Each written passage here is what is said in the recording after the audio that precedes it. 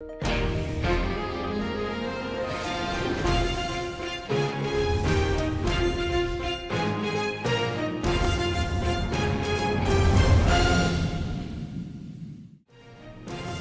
buenas noches, amigos televidentes, sean todos bienvenidos a una edición más de FETV Diario, una manera diferente de mantenerse informado. Les saluda con mucho gusto Adaluz Sanjur esta noche en compañía de Augusto Vanegas. Augusto, buenas noches, bienvenido. Buenas noches, gracias Adaluz, buenas noches amigos televidentes. Aprovechamos la ocasión para saludar a todos los radioescuchas que a esta hora nos sintonizan FETV Diario en los 94.1 FM de Radio Hogar, la emisora católica de la Arquidiócesis de Panamá y la primera católica en nuestro Panamá. Nos vamos de inmediato a los titulares del día de hoy.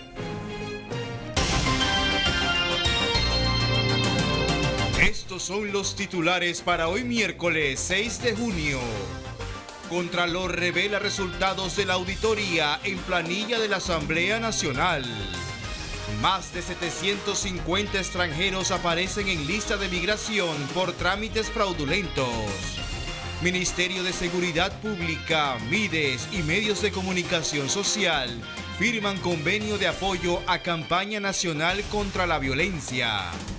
En las internacionales, se estima que 50.000 personas afectadas por cáncer no están recibiendo tratamiento en Venezuela. Una tragedia humana vive en Nicaragua por la represión desatada por el gobierno del presidente Daniel Ortega. Esto es FETV Diario.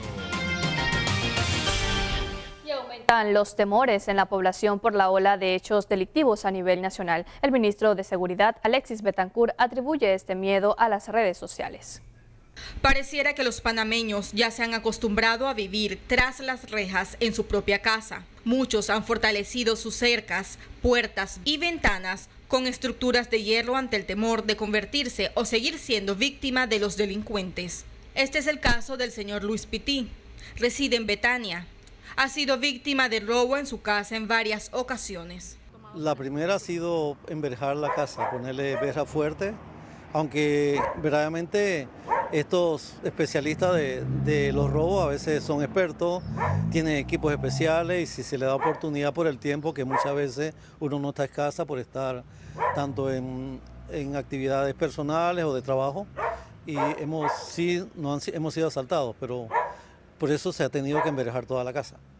Pero contrario al temor con que viven muchos panameños, el ministro de Seguridad, Alexis Betancur, sustenta que los niveles de hechos delictivos han disminuido y que este temor en algunas ocasiones es generado por las informaciones a través de redes sociales y medios de comunicación. Una cosa es la estadística, que es lo real que se reporta, y otra cosa es lo que las personas comienzan a sentir o a decir, o a estar inducido por lo que se construye a través de redes y líneas periodísticas.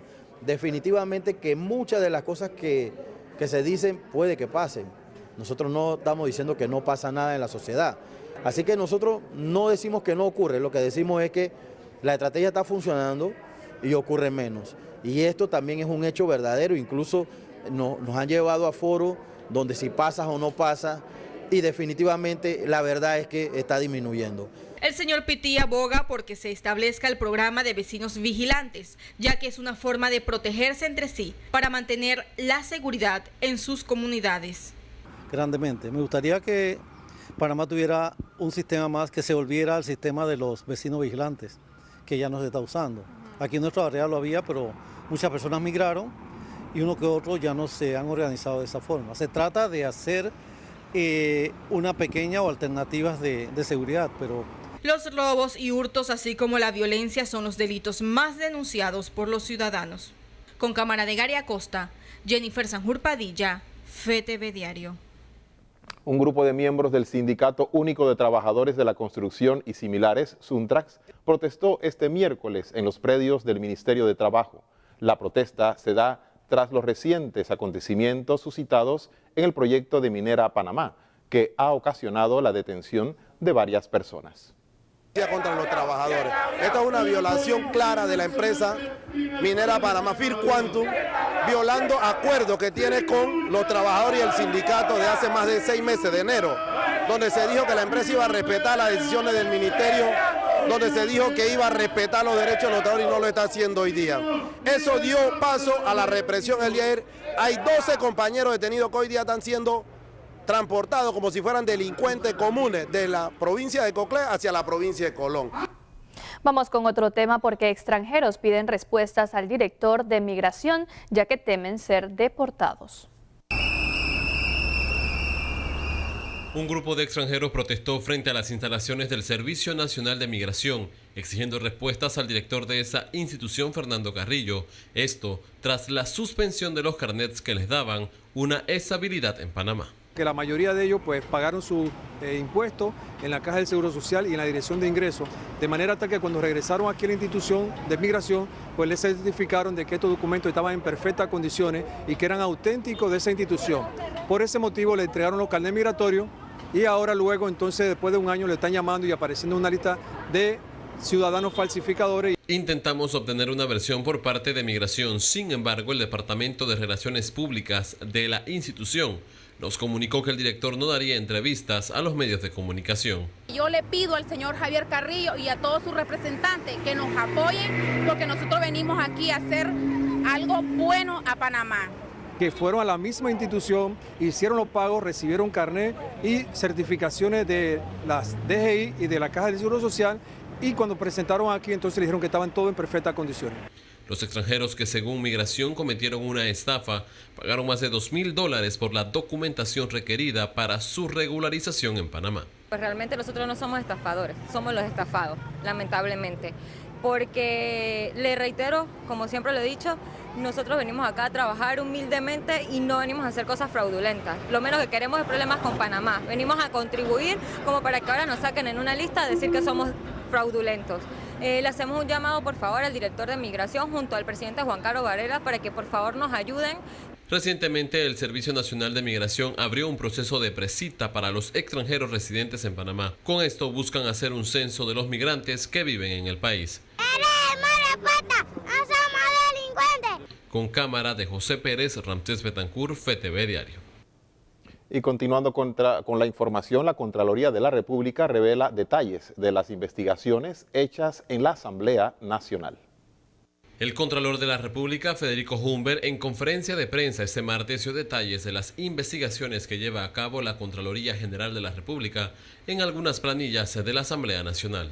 Y ningún funcionario, repito, ningún funcionario ni órgano del Estado está exento de los procesos de fiscalización que ejerce la Contraloría General de la República. Los datos revelados por Humbert dejan al descubierto algunos esquemas de corrupción dentro de la Asamblea Nacional de Diputados. Crea mucha suspicacia nombramientos donde nos presentan 9 familiares de una planilla en la Asamblea que durante años recibieron más de 117.000 balboas, u otras que tienen nombrados a 6 miembros y de su familia devengaron más de 70.000 balboas, miembros inmediatos de las familias.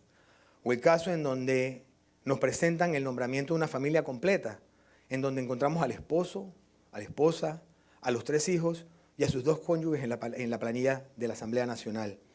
De lo anterior surgen importantes dudas sobre la forma de selección que usan en la Asamblea Nacional para contratar personal con el que se está supuesto a trabajar. Según datos de la Contraloría, de las 6 planillas que maneja la Asamblea Nacional, solo la planilla 172 requiere refrendo de la Contraloría. Las demás se trabajan solo por incorporación en la planilla estatal. Podemos mencionar informes firmados donde dicen que su personal trabajó lunes de carnaval, martes de carnaval, miércoles de ceniza y luego trabajaron supuestamente también jueves santo, viernes santo y sábado de gloria. Simplemente llenaban en blanco los documentos sin asegurarse la prestación del servicio, porque esos días, como con conocimiento de todos, saben que no son laborables en el Estado. O peor aún, cuando un diputado firma un documento y nos trata de sustentar que su personal trabajó el 28 de febrero, el 29 de febrero, 30 de febrero y 31 de febrero. Señor diputado, el mes de febrero solamente tiene 28 días. El pueblo estaba esperando precisamente que se diera la cancelación de esta planilla, el presupuesto que se estaba disponiendo para esta planilla. Recordemos que era una planilla que se le había dispuesto a los diputados de la República y que había pasado de $4.000 a $30.000 mensuales. Esto como medida favorecedora del Ejecutivo para poder mantener ese pacto de gobernabilidad que se había mantenido hasta hace muy poco. Pero el acto del Contralor de dar detalles de las investigaciones que se están realizando en la Asamblea Nacional será un acto politiquero. Que sí puede ser cierto de que el Contralor esté actuando de manera inoportuna o tal vez un poco fuera de tiempo, o tal vez también con algún tipo de mando desde el presidente o del Ejecutivo. Yo creo que era necesario que se diese esta cancelación de estos dineros. Gremios abogados señalan que el Contralor de la República debe presentar una denuncia formal ante la Corte Suprema de Justicia.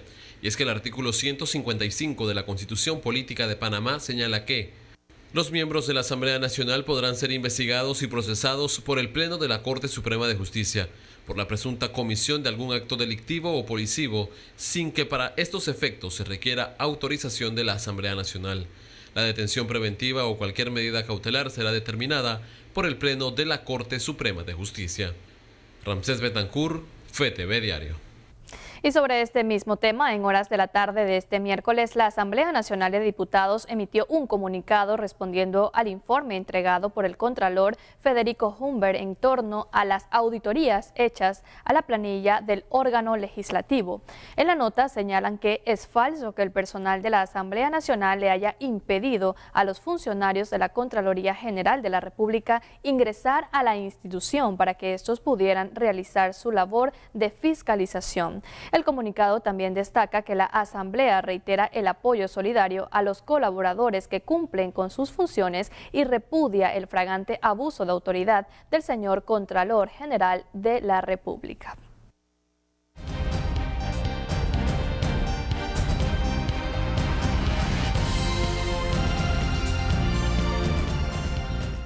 Y ya se encuentra listo el profesor Edwin Cabrera, que en su primer análisis hablará precisamente de este tema, el informe presentado por el Contralor Federico Humbert en relación a la planilla 080 de la Asamblea Nacional. Buenas noches, profesor. Buenas noches, Ada. Buenas noches, Augusto. Buenas noches, amigos televidentes. Óigame, el tema obligado, el tema de rigor y más aún en un medio de comunicación social como este. Porque se trata ahora de no generar confusión ni generar perturbación. Se trata ahora de tratar de entender lo que nos está pasando como sociedad, como Estado y como gobierno, que es el que nos gobierna a todos los panameños. La denuncia que hizo el Contralor General de la República ayer, el señor Federico Humbert, sobre la utilización de la planilla 080 por parte de los diputados, el hecho sin precedentes del órgano legislativo, y aquí la responsabilidad le cabe única y exclusivamente a la presidenta de la Asamblea, que es la representante legal de dicha institución, de tomar las cajas que eran objeto de investigación, sacar a los funcionarios de la Contraloría, cambiar la cerradura. Eso nos está describiendo a todos los panameños, nos debe estar describiendo un altísimo nivel de descomposición institucional. No se trata aquí ni de defender al Contralor, ni mucho menos de aplaudirlo. Yo no creo en los aplausos porque al final de la historia ese es su trabajo. Pero lo cierto es que la Contraloría General de la República es la única institución del Estado que tiene presencia en todas las instituciones del Estado, del Ejecutivo, del Legislativo, del Judicial, del Tribunal Electoral. Mencione usted la institución que usted quiera del Estado panameño y hay una oficina de la Contraloría allí. ¿Por qué? Porque la razón de ser de dicha institución es que verificar, fiscalizar que el objeto del gasto está contra la partida y que además del objeto del gasto esté contra la partida, se esté realizando tal cual. Es evidente que los diputados, si no todos, la mayoría, tenían una gran fiesta, una gran parranda con la partida 080. La 080, y no vamos a hablar todavía de la 172 y de la otra que anda por allí dando vueltas, de la 080 que era de manejo exclusivo de ellos. Ahora ellos se han inventado que la Contraloría no puede revisar, no puede fiscalizar, no puede auditar esa partida porque es de ellos. Un momento, es para uso de ellos, pero esa plata es del Estado panameño, producto de usted y mío, los congos de Congolandia que pagamos impuestos para que estos tipos hagan esta fiesta que nos están mostrando. Les tengo que decir con mucha seriedad, cuando yo en mis cuentas de redes sociales planteo el cierre de la Asamblea, nadie me tiene que explicar que el solo planteamiento es fomentar, violar la Constitución y en consecuencia un golpe de Estado. Pero cuando lo planteo con el ánimo de que la sociedad entienda que tenemos que debatir de una vez por todas qué queremos hacer en el Estado panameño con las instituciones de nuestro Estado. ¿Qué queremos hacer con la Asamblea?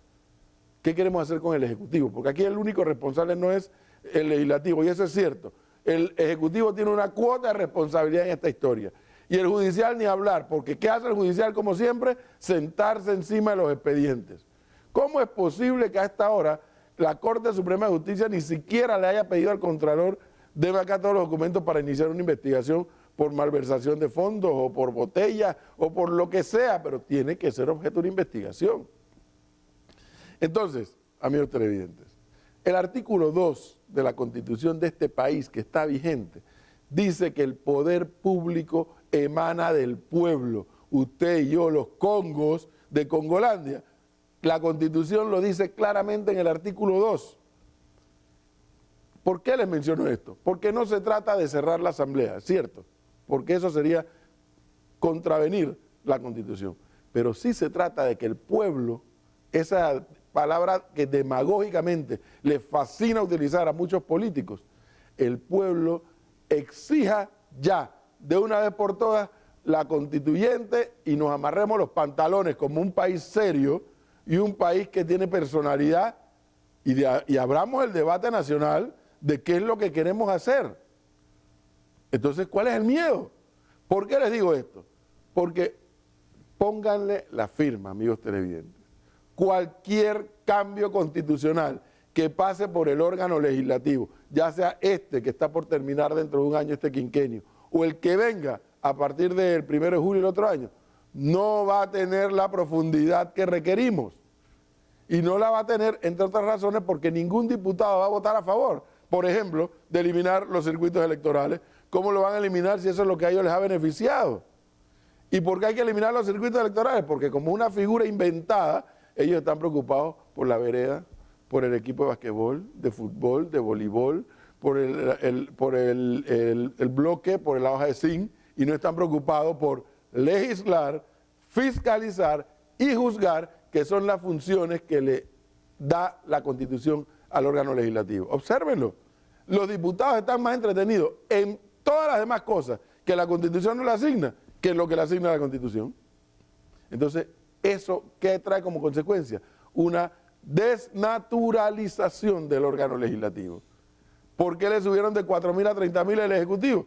Porque el Ejecutivo y todos los anteriores saben que es como ponerle el queso al ratón. Todos iban a quedar mordiendo y mordieron y cayeron en la trampa. ¿Pero en qué trampa han caído ahora? En una trampa estratégica. Han casado la pelea que tienen el Legislativo con el Ejecutivo y han casado por allí mismo la pelea con el Contralor. Son dos peleas diferentes. Objetivamente son dos peleas diferentes. ¿Quién nombra al Contralor? El órgano legislativo. No es el Ejecutivo, es el Legislativo el que lo nombra. Pero ¿cuál es la idea de que el Legislativo lo nombre? Darle la independencia necesaria para que ocurran estas cosas que están ocurriendo. Que llegue y que audite las partidas como la 080. De eso se trata. Yo sí le digo algo, y no, lo que voy a decir no es con el espíritu incendiario. Esto de ayer del Contralor hubiera pasado en Argentina, y ya en Buenos Aires esa Plaza de Mayo tuviera repleta gente exigiendo una responsabilidad y acciones.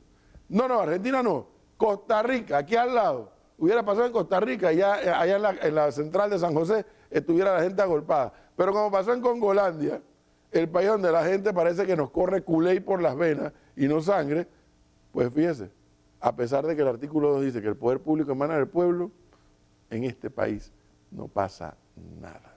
Pero bueno, nosotros tenemos que seguir haciendo nuestra función. Continuamos con más información.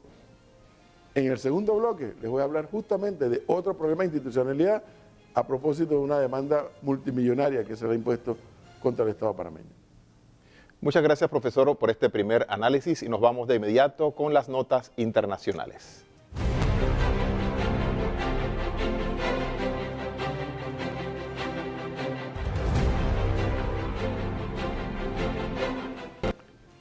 El gobierno estadounidense presentó una propuesta a Canadá para iniciar un nuevo acuerdo bilateral que reemplace al actual TLC-AN.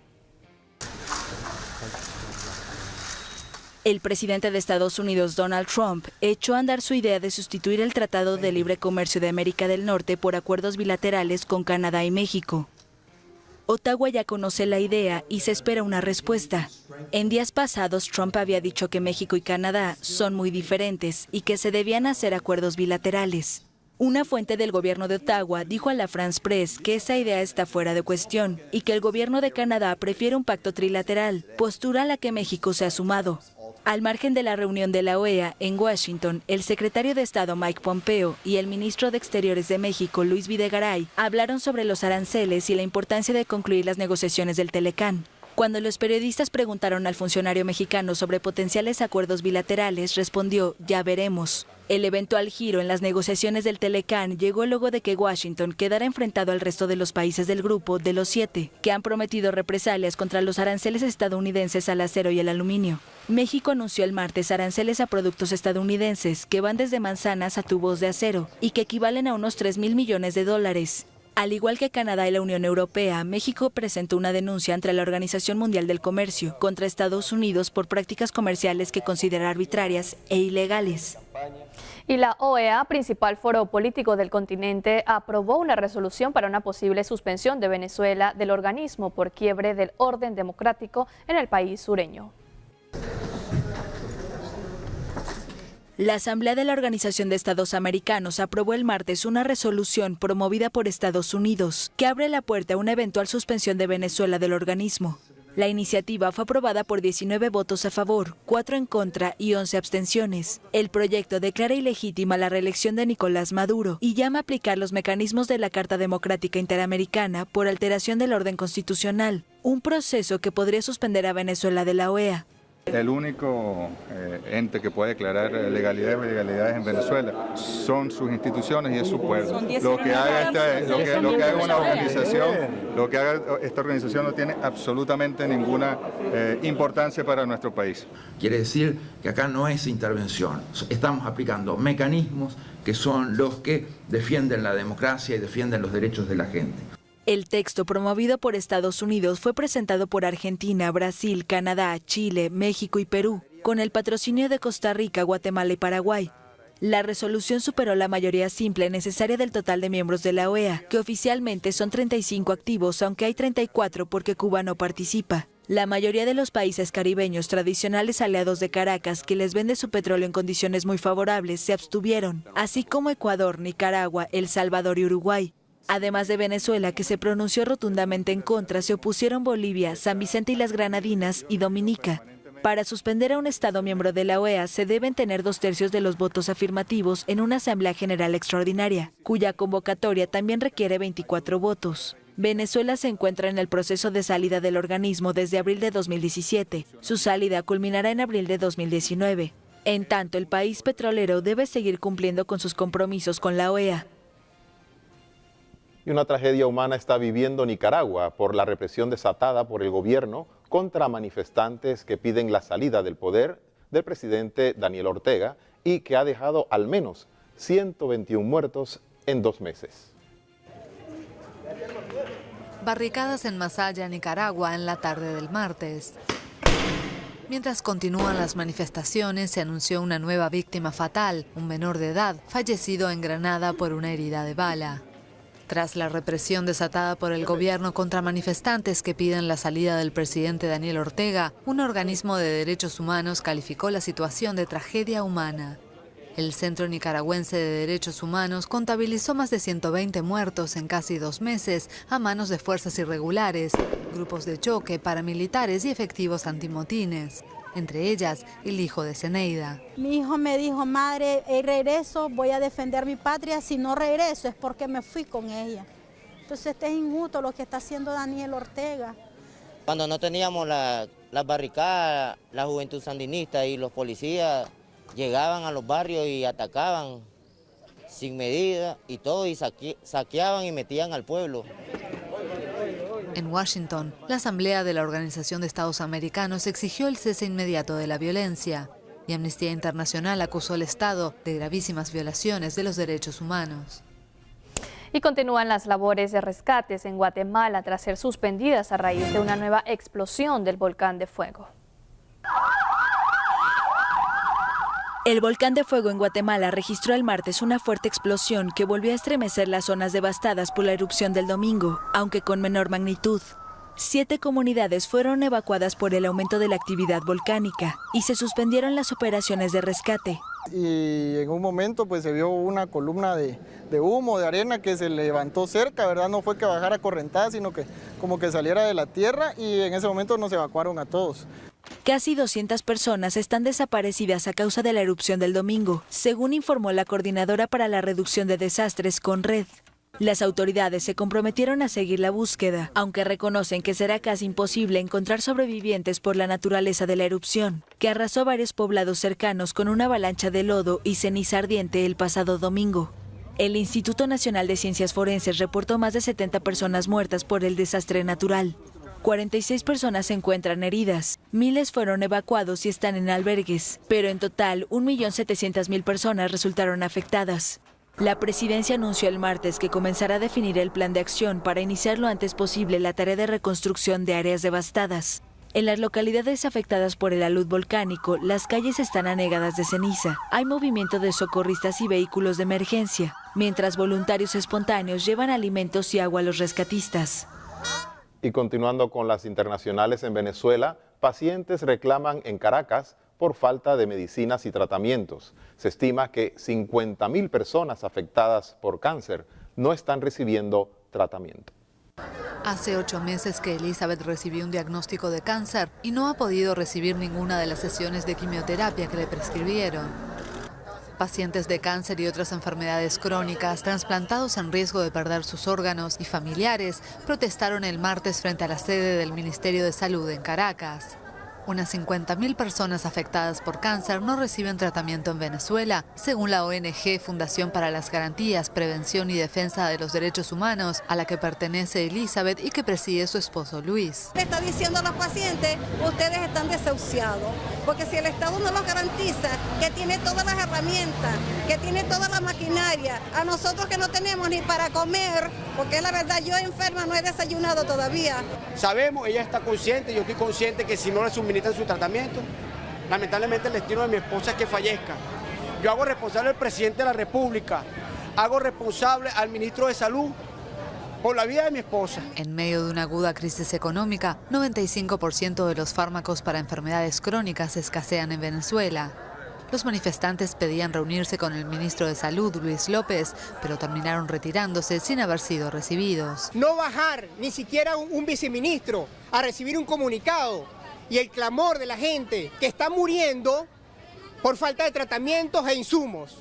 Eso es el perfil de un gobierno vil que no le interesa la salud de los venezolanos. Las manifestaciones por la falta de medicinas, insumos médicos y tratamientos son habituales en Venezuela, entre peticiones de abrir un canal humanitario para traer fármacos desde el exterior. Bueno, sigamos orando por nuestros hermanos en Nicaragua, en Guatemala y en Venezuela. Así es. Augusto, llegó el momento de hacer una pausa. Usted no le cambie porque al volver tenemos más para contarles aquí en FTV Diario.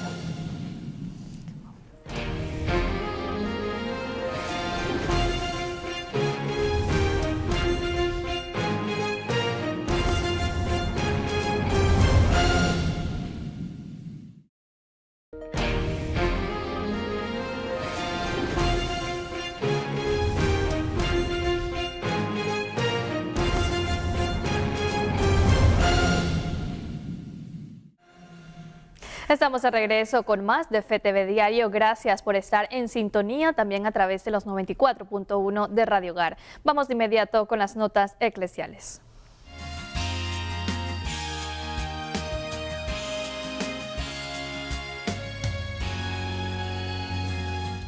Y como cada miércoles, el Papa Francisco se reúne con miles de fieles que llegan a la Plaza de San Pedro en el Vaticano para su audiencia general. Durante su catequesis, el Santo Padre siguió hablando sobre el sacramento de la confirmación. El Papa Francisco salió durante la calurosa mañana de Roma a pasear en su papamóvil por la plaza de San Pedro antes de la audiencia general para saludar a peregrinos de todo el mundo. Como es costumbre, saludó a los más pequeños. Luego, en su catequesis, Francisco habló de la confirmación y de lo importante que es no tomar este rito de un modo egoísta. Explicó que aunque la confirmación se recibe una sola vez, su fuerza espiritual se mantiene con el tiempo. Francisco señaló que algunas personas tienen una concepción equivocada sobre la Iglesia. Dijo que sus componentes no son independientes, sino que la Iglesia es un organismo conjunto.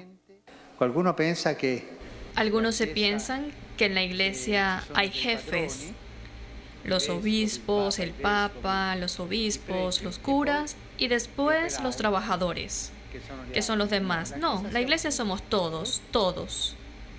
Y todos tenemos la responsabilidad de santificarnos los unos a otros. Invitó a los cristianos a vivir este rito con la intención de ayudar a los más desfavorecidos. Alertó de los peligros de hablar de más y de la hipocresía tras recibir la paz en la confirmación. ¿Y después qué pasa? Salimos y empezamos a hablar mal de los demás. Hablamos mal de los demás y empiezan los cotilleos y los cotilleos son guerras. Eso no funciona así. Si hemos recibido la señal de la paz con la fuerza del Espíritu Santo, debemos ser hombres y mujeres de paz. Francisco invitó a los cristianos a dejarse guiar por el Espíritu Santo y a afrontar sus vidas con valentía. Citó una frase de su última exhortación apostólica, Gaudete et exultate. Recordemos que lo que está cerrado termina oliendo a humedad y enfermándonos. Y mediante un comunicado, los obispos de la Conferencia Episcopal de Guatemala manifiestan su profunda preocupación ante el sufrimiento de tantos hermanos y hermanas guatemaltecos que han perdido sus seres queridos, sus bienes y su tranquilidad ante la imprevisible fuerza de la naturaleza manifestada en la reciente explosión del volcán de fuego. Así es, dicen los obispos, sabemos que nuestra fe, en las pruebas, en algunas ocasiones nos sirven para crecer en la confianza en Dios y en la solidaridad en favor del prójimo. Expresa asimismo el escrito, invitando a todas las comunidades parroquiales y en particular a las instancias de pastoral social a dar lo mejor de sí mismos para contribuir a superar en la medida de lo posible la actual situación y a organizar en colaboración con las diversas instancias oficiales y no oficiales los programas de ayuda necesarios, sea de modo inmediata como a largo plazo. Por otro lado, al frente de la crisis humanitaria que vive en Venezuela, urge una ayuda de todos. La Asociación Pontificia Ayuda a la Iglesia que Sufre, en conferencia de prensa, hablaron sobre la dramática situación que vive el país sureño y presentaron el proyecto Llenemos las Ollas.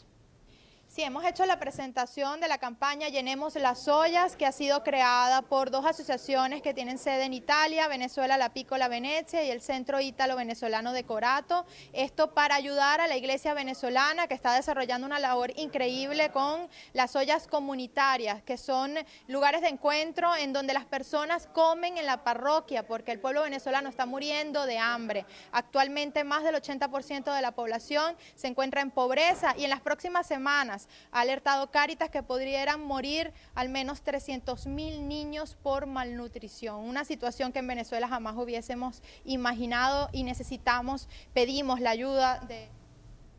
Vamos con noticias del plano nacional porque el Ministerio de Seguridad Pública, el MIDES y medios de comunicación social firmaron un convenio en apoyo a la campaña nacional contra la violencia. Proteger la salud masculina y defender al mismo tiempo sus derechos es un factor determinante para la prevención de la violencia intrafamiliar y mejorar la calidad de vida de la población. Estudios indican que los hombres con tendencia a la violencia son aquellos que ejercen actividades o profesiones que les genera estrés y de alta peligrosidad, además de jóvenes y adolescentes que crecen y viven en entornos conflictivos. Las profesiones de mayor riesgo son los estamentos de seguridad, empleados de la construcción y el transporte.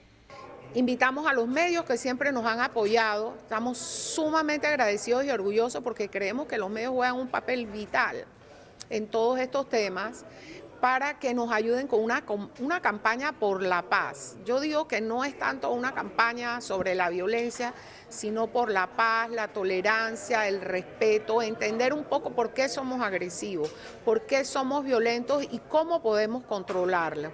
Serán los estamentos de seguridad quienes participen de este plan piloto mediante un análisis y programas para la búsqueda de alternativas y estrategias. Nosotros hemos ofrecido un segmento de la población de los estamentos de seguridad, porque cuando se da la violencia dentro del estamento, es lo que la sociedad no espera. Nosotros tenemos que estar preparados en cuerpo, alma, mente y corazón, y así que estamos trabajando en estos proyectos para ir mejorando también el tema de la violencia del hombre en las instituciones de seguridad.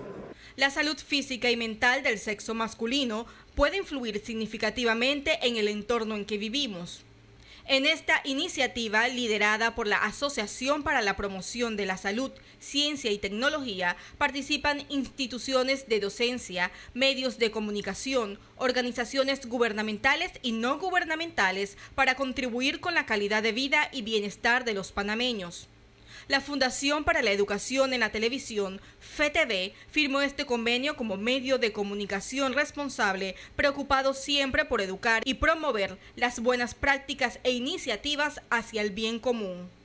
Con cámara de Gary Acosta, Jennifer Sanjur Padilla, FETV Diario.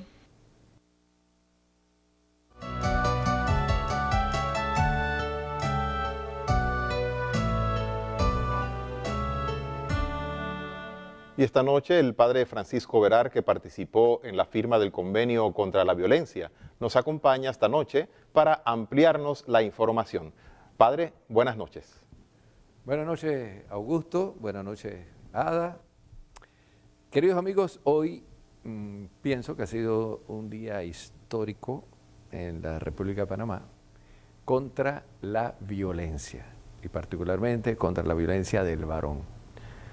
Los medios de comunicación social, con estamentos de la seguridad pública, nos hemos comprometido con una campaña contra la violencia a través de los medios de comunicación social.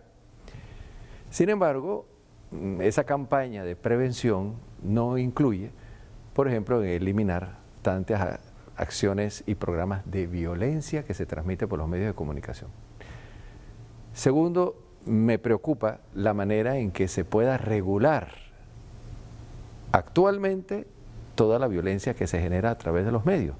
Y hay otro punto, que este convenio, el cual ha participado la Iglesia Católica, y el arzobispo dio unas palabras muy acertadas al inicio, no prevé, y por ahora, el uso de las redes.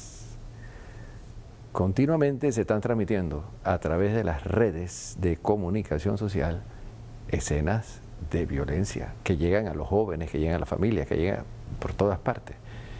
Hay países donde eso también se regula y se filtra. Yo pienso que el paso que hemos dado hoy ha sido muy positivo, pero todavía tenemos que caminar muchos más. Porque una de las razones que lleva precisamente esta campaña de prevención es que más del 60% de los hombres que mueren precisamente víctimas de la violencia, se prevé que esto vaya en aumento cada vez más en nuestro país. No solamente a través de la violencia que se genera internamente en la familia, sino también en la sociedad, fuera del ámbito familiar. Y se nos ha presentado que en el primer lugar están grupos que sufren, por ejemplo, de depresión, y luego los trabajadores de la construcción, y luego jóvenes vulnerables, etcétera. Yo pienso que esto debe ser una campaña de todo el país. Dejar la violencia, ser más, en este caso, tolerable ante las circunstancias que enfrentamos cada día, y cambiar las acciones de agresividad por una convivencia de paz, una convivencia pacífica, Hoy ha sido un día histórico, bonito, y yo creo relevante en la historia de nuestro país, pero todos los panameños tenemos que concienciarnos sobre este problema. Y en nuestro entorno laboral, familiar, educativo, promover siempre la paz entre todos. Y seguimos con más, queridos amigos. Adelante. Muchas gracias, Padre, por acompañarnos y nos vamos de inmediato con información de la Jornada Mundial de la Juventud.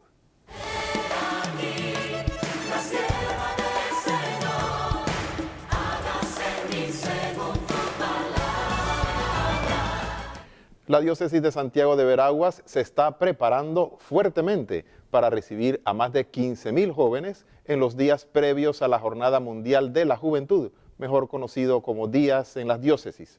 Por eso realizaron una gran vigilia juvenil en preparación a la JMJ. Todos los esfuerzos que hace la Iglesia por acompañar a los jóvenes son experiencias que fortalecen. La vigilia, la hora santa, la Eucaristía, la formación, todos estos esfuerzos que la Iglesia hace, que cada diócesis, que cada parroquia, que cada sacerdote hace, sirve para fortalecer la fe de los jóvenes. Y yo quiero aprovechar la oportunidad para felicitar por esta iniciativa, porque vigilar es estar en espera. Y uno solo se trasnocha por esperar algo grande. Y eso grande es nuestro Dios, que siempre tiene cosas maravillosas que ofrecernos. Así que esta es la oportunidad que la Iglesia nos ofrece para que nosotros busquemos, encontremos, compremos ese terreno donde está la perla preciosa, que es nuestro Dios. Saludos a todos los muchachos de la diócesis de Santiago. Vamos a continuar con información y cambiando de tema. La Policlínica Carlos Brin de San Francisco estará cerrada desde el 11 de junio hasta el 9 de julio debido a los trabajos de instalación de 3 nuevas unidades de aire acondicionado de 15.000 toneladas a un costo aproximado de 185.000 balboas. De acuerdo al director médico de la instalación de salud, el doctor Abraham Bardallán, es necesario realizar el reemplazo de las 3 unidades de aire acondicionado ya que cumplieron con el tiempo de vida útil y las mismas están presentando problemas de funcionamiento afectando la normal atención de los asegurados. En el área de clínica de la herida y toda la sala cercana se cambiará la unidad de aire acondicionado, que es una UMA de 15.000 toneladas. A la vez se hará el cambio de la unidad de aire acondicionado UMA de 15.000 toneladas en servicios de urgencia, y al último se cambiará la unidad de aire acondicionado de las clínicas odontológicas. La provincia del Darién sigue siendo utilizada para el narcotráfico. Esta vez el modus operandi fue a través de los llamados mochileros. En los últimos días, en la provincia de Darién, se han intensificado los enfrentamientos entre los narcotraficantes y agentes del Servicio Nacional de Frontera, donde se han registrado heridos de bala, detenidos y decomisos de drogas. Un tema preocupante para los moradores y las autoridades. En esta detención, el sujeto resultó herido. Se trata de 5 personas que fueron visualizadas por nuestro personal. Al darle la voz de alto, se produjo un enfrentamiento donde fue neutralizado un tiro entrada y salida en la pierna izquierda, ¿verdad? Lográndosele incautar la droga. Mantenemos una persona aprendida de nacionalidad colombiana, que en efecto esta persona había sido procesado aquí en Panamá para el año 2014. Posteriormente, para los años 2016, fue evadido de nuestro centro penal aquí en el territorio nacional. Y para la fecha del 4, pues nuevamente es capturado. Los involucrados en estos incidentes relacionados al narcotráfico, en su mayoría son colombianos, que utilizan a pobladores de comunidades fronterizas como mochileros para mover la droga en pequeñas cantidades. Ellos tratan de continuar sus lanzamientos de droga, como en este caso solamente iban un aproximado de 5 personas, o sea, cada vez disminuyen más buscando tratar de contrarrestar la acción efectiva del Servicio Nacional de Fronteras. Las autoridades antinarcóticos y del Senafrón también han capturado pobladores que son utilizados como mulas del narcotráfico en la comarca Gunayala, muchos cargando kilos de cocaínas en las mochilas. una modalidad que lleva mucho tiempo, donde las trochas de la peligrosa selva de la región es la ruta preferida.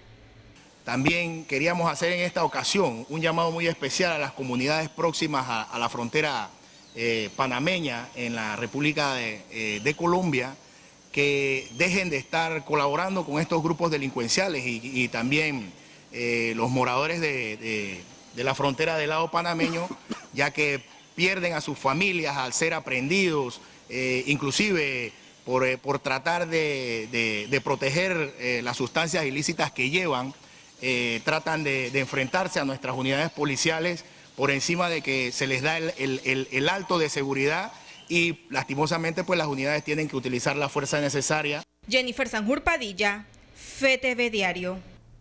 Y que se atengan a las consecuencias, sentenció Edgardo Boitier en la última manifestación realizada por el Comité de Lucha por la Salvación de Colón. Los manifestantes recorrieron la ciudad en horas de la tarde para anunciar que intensificarán las acciones de protestas en la provincia debido a las malas condiciones de la ciudad.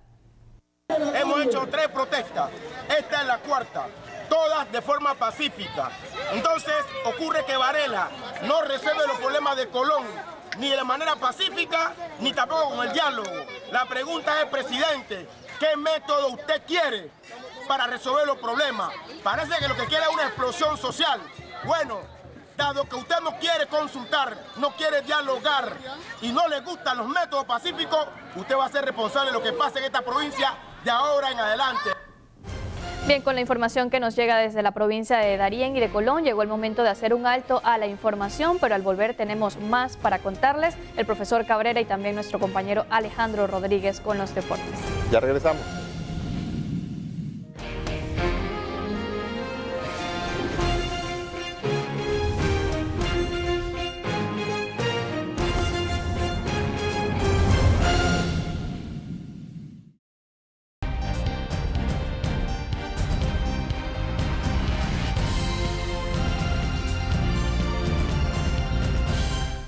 De regreso, amigos televidentes. Oiga, el señor Abdul Wacket le ha puesto una demanda de 1.000 y no sé cuántos millones de dólares al Estado panameño, directamente al Banco Nacional de Panamá, para por allí mismo el Estado panameño.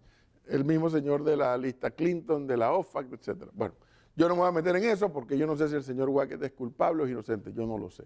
Lo que le quiero plantear a ustedes, para efectos del debate y de la reflexión, es otro ángulo de esa demanda. Observen quién fue o quién es el abogado del señor Wacket en esa demanda. Y de eso le quiero hablar. El abogado del señor Wacket es el doctor Arturo Hoyos, persona a la cual tengo muy buenas referencias como profesional y como persona, como individuo. Así que tampoco es que voy a entrar a cuestionar aquí al doctor Arturo Hoyos, ni mucho menos. No, de eso no es lo que le voy a hablar. Observen algo. El doctor Arturo Hoyos, hasta hace pocos años, era magistrado de la Corte Suprema de Justicia. Ocurre que los magistrados de la Corte Suprema de Justicia ejercen el cargo como tal por 10 años. Y de hecho creo que él estuvo más de 10, porque creo que él empezó con el presidente Endar y luego el presidente Pérez Valladares lo ratificó. Creo que fue así. Pero es por 10 años. Y reitero, no estoy cuestionando al doctor Hoyos, quiero que reflexionemos sobre los problemas de institucionalidad. Ahora observen ustedes lo que ocurre. Todos los magistrados de la Corte Suprema de Justicia, cuando terminan sus 10 años, salen a litigar nuevamente.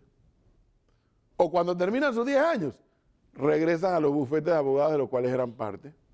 Ahora explíquenme usted, en la lógica de los que no somos abogados, ¿qué quieren los abogados que nosotros pensemos, los que no somos abogados? Obviamente, si usted es magistrado, usted es una persona que tiene 50 años, supongamos, y usted se va a retirar a los 60, que con la expectativa de vida con 60 años todavía usted está en capacidad de producir, y usted va a regresar a su bufete de abogado o va a regresar a litigar, ¿qué va a pasar mientras los 10 años que usted sea magistrado de la Corte? Usted se va a cuidar. Eso es natural, es humano que ocurra. Es natural que eso ocurra. Usted va a cuidar sus fallos. Yo no me voy a meter con esos intereses de esa empresa porque después pueden ser clientes míos. Yo no me voy a que este es cliente del bufete donde yo trabajo. No, es que esta es una empresa muy poderosa. No, que este hombre es un poderoso en este país, económicamente o políticamente. Porque cuando terminan en 10 años, vuelven al ejercicio profesional. Y yo no puedo cuestionar eso. Al punto que quiero llegar, para que usted se den cuenta de la importancia de la constituyente, es que eso es uno de los grandes debates. Bueno, mire, señor fulano de tal, usted va a ser magistrado de la Corte Suprema de Justicia, pero cuando usted salga, usted no va a poder ejercer en la vida profesional en el campo privado más nunca. Entonces tenemos que nombrar a los magistrados, creo yo, respetando otras opiniones, de forma permanente. Que se retiren o por viejos o se retiren porque se mueren. En consecuencia, con un mucho mejor salario y con una serie de prestaciones para que no se tenga que preocupar de más nada que administrar justicia. ¿Por qué ustedes creen que los fallos en la Corte demoran tanto? ¿Cuál sería la explicación razonable, lógica, para que los fallos demoren años? Años demoran los fallos de la Corte. Porque no tienen tiempo para leerlo. Mire, cada magistrado tiene por lo menos 3 o 4 asistentes que son responsables de darle lectura y someterle al magistrado las opiniones. Es que el fallo va de magistrado en magistrado. ¿Y por qué cada uno se tiene que sentar encima de él? ¿Y por qué no pueden darle copia a todos para que simultáneamente le lleguen y no que tenga que estar esa sinvergüenzura? Porque eso es lo que es, una sinvergüenzura. No, es que cada magistrado tiene 45 días, 60 días, no sé cuánto, para leer el documento. Porque no se lo pueden enviar a todos al mismo tiempo. Que tienen que recoger firmas. Bueno, que todos lo lean y después uno sabe que recoge la firma. Pero todo está diseñado. ¿Cuál es el punto que les quiero mostrar? Todo está diseñado para la jugarreta. Por eso advierto, no estoy cuestionando al doctor Hoyos. Lo que quiero es que sepamos que cuando este debate se abra, tendremos que también entrar a esta discusión. Magistrados por 10 años o magistrados de carácter permanente y que se retiren, repito, por viejos o porque se mueren en el cargo. Porque de lo contrario, bueno, ¿qué dice la Constitución en cuanto a la edad mínima para ser magistrado de la Corte Suprema de Justicia? 35 años, imagínense ustedes. Entonces un presidente ahora nombra, porque la Constitución así lo dice, a un joven abogado que tiene más de 10 años de ejercicio de la profesión con 35 años de edad.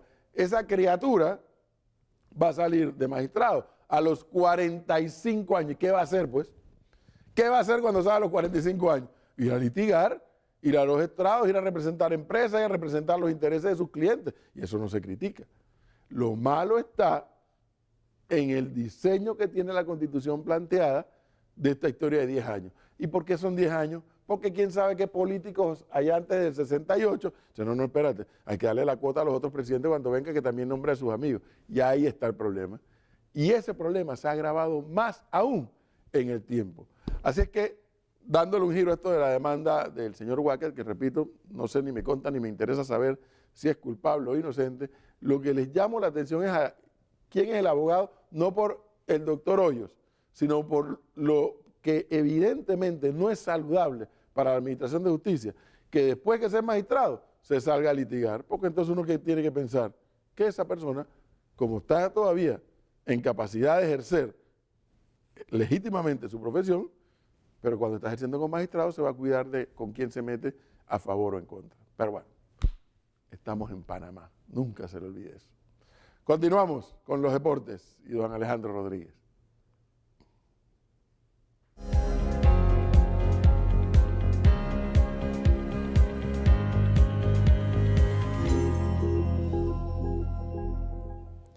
Gracias, buenas noches. Estamos listos para la información deportiva y vamos a arrancar con malas noticias.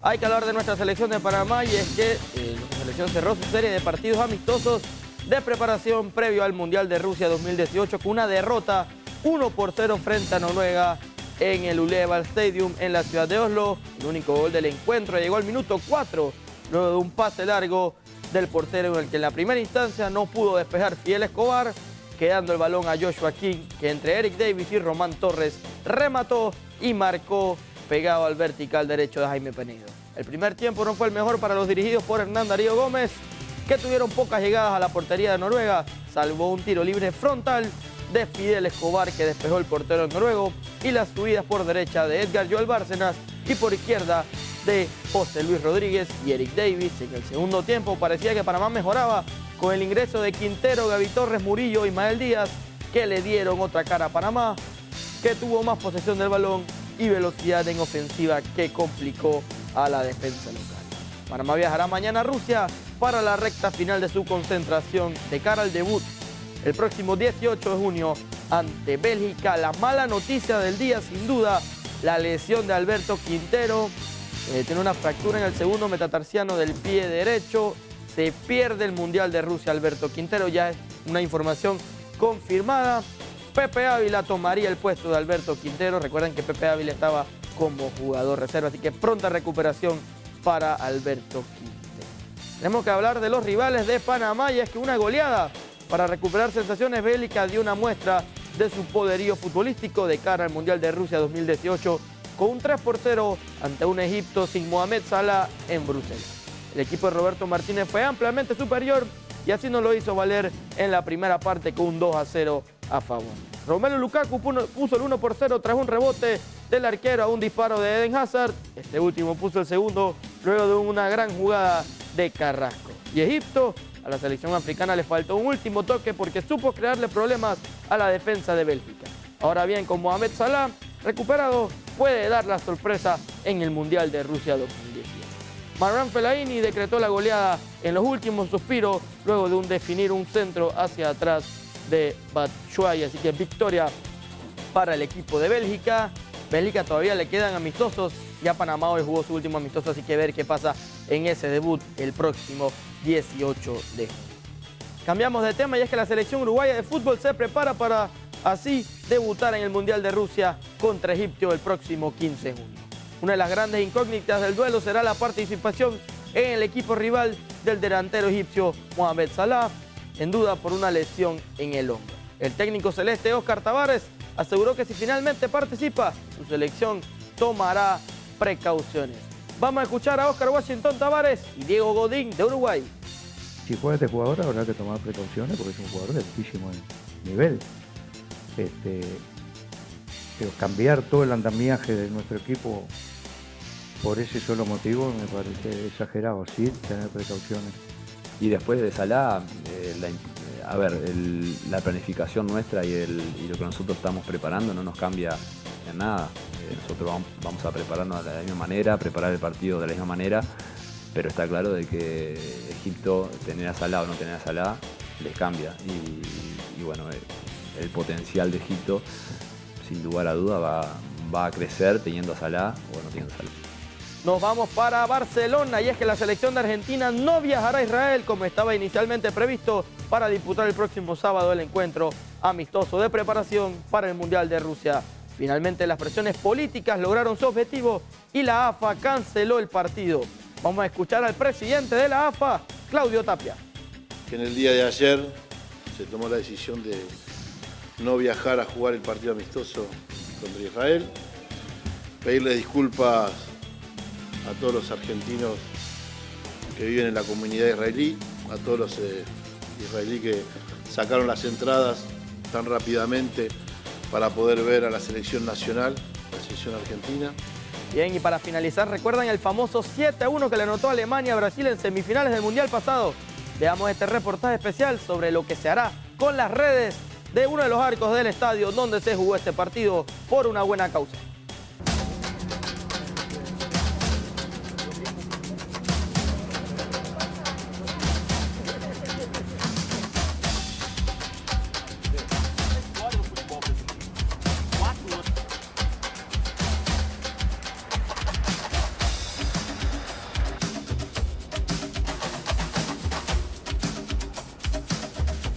Então a ideia de fazer essa ação social é de transformar, na verdade, fato que aconteceu na nossa história e que ninguém quer lembrar, mas ele nunca deve ser esquecido para que ele não se repita, em algo positivo para a sociedade brasileira.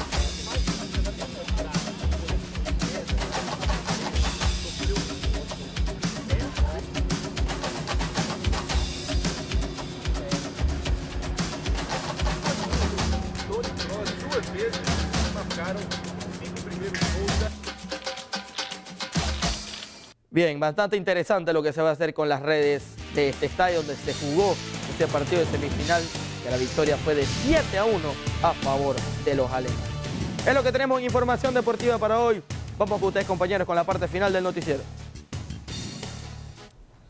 Muchísimas gracias a nuestro compañero Alejandro Rodríguez por la información deportiva. Bueno, hemos llegado a la parte final del noticiero, Augusto. Así es, queremos aprovechar también la ocasión para enviar un saludo a nuestra compañera Lourdes, que Dios mediante estará el día de mañana con todos nosotros. Y también recordarles, amigos televidentes, que continúen en sintonía de FTV, porque tenemos el programa Buenas noches con el padre Francisco Verar y temas interesantes de actualidad eclesial.